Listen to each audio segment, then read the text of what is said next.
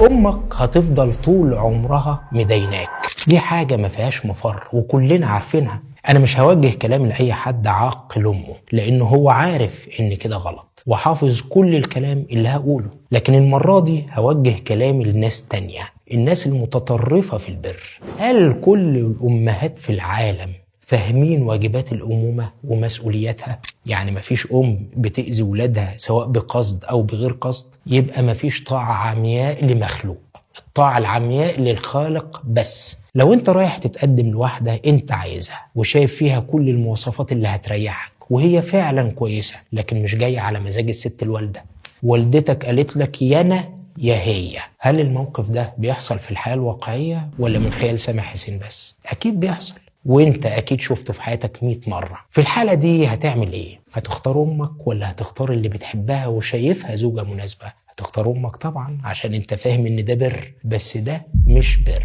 الدين ما اداش سلطة لأي مخلوق انه يحرم حد من حقه في اختيار شريك حياته. والست والدتك لما خيرتك بين اللي انت عايزها وبينها وهي عارفة انك ما تقدرش تفتح بقك بعد الكلمتين دول، هي كده تعدت على حق من حقوقك اللي ربنا سبحانه وتعالى اداها لك، وبكده تبقى وقعت في معصية. لو انت فعلا بتحب والدتك ده اولى انك ما تساعدهاش في المعصية،